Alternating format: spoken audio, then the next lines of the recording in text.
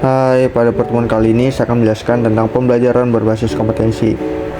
Oke, pada slide pertama, di sini ada tujuan pendidikan dan pelatihan berbasis kompetensi. Tujuan pendidikan dan pelatihan adalah kompetensi yang diharapkan mencapai peserta setelah penyelesaian proses diklat. Kompetensi berbentuk kinerja atau unjuk kerja yang baik dalam bidang kehidupan atau pekerjaan. Kinerja yang baik dapat dicapai berkat kemampuan penerapan pengetahuan, keterampilan, dan sikap perilaku. Bila menggambarkan hubungan antara kompetensi, kemampuan, dan pengetahuan tampak sebagai berikut. Kompetensi ditunjukkan dengan kinerja minimal baik. Kompetensi dicapai sebagai hasil penggunaan kapabilitas atau kemampuan dalam pemecahan masalah aktual. Kapabilitas atau kemampuan sebagai hasil penerapan kombinasi penerapan pengetahuan, keterampilan, sikap, perilaku.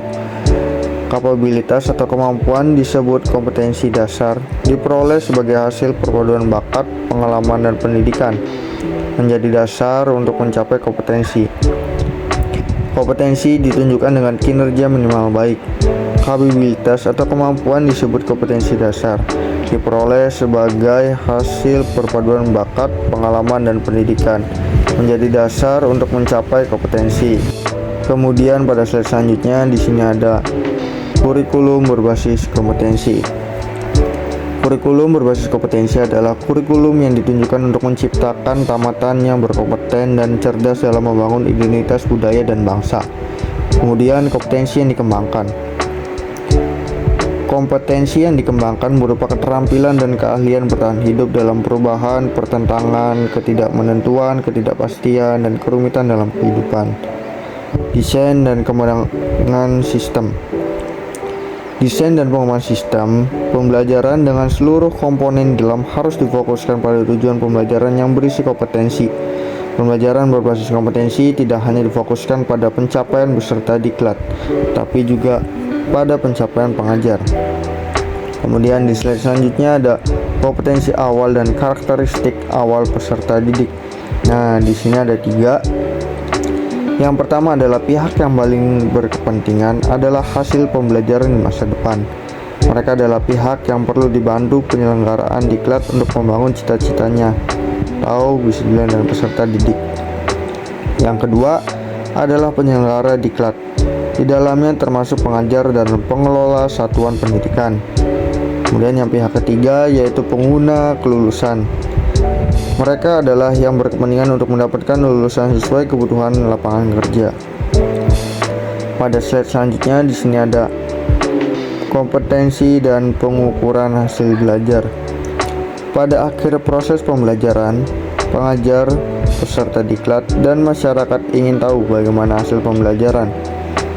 Pendesain pembelajaran perlu membuat alat pengukuran yang dapat mengukur kompetensi yang dimaksud dalam tujuan pembelajaran.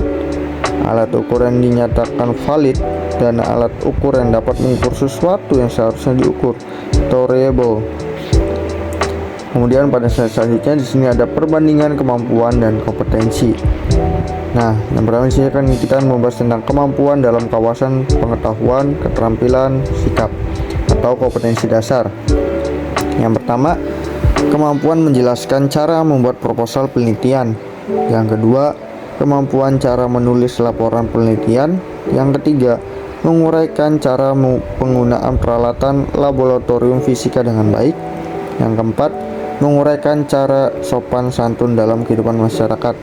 Yang kelima, menguraikan bentuk perilaku gotong royong sesuai ajaran Pancasila. Kemudian ada kompetensi. Yang pertama, membuat proposal penelitian yang baik. Yang kedua, membuat laporan penelitian yang baik. Yang ketiga, menggunakan peralatan laboratorium fisika dengan baik. Yang keempat, berperilaku sopan santun dalam kehidupan bermasyarakat. Yang kelima, bergotong royong sesuai ajaran Pancasila. Kemudian pada slide selanjutnya di sini ada hubungan kompetensi dan strategi pembelajaran. Pendesain pembelajaran diharapkan dapat melaksanakan kegiatan secara bertahap. Yang pertama, menentukan tahapan dan langkah kegiatan pembelajaran dengan urutan isi yang diharapkan dapat pencapaian kompetensi. Demikian pula pada saat menentukan metode, media, alat, dan alokasi waktu, harus mempertimbangkan kesesuaian unsur dalam strategi instruksional dengan kompetensi dalam tujuan pembelajaran. Kemudian yang kedua, pengajar melaksanakan rencana strategi pembelajaran yang telah disusun dengan memasukkan upaya pemberian motivasi sepanjang proses pembelajaran, agar peserta didik memfokuskan perhatiannya kepada seluruh pembelajaran.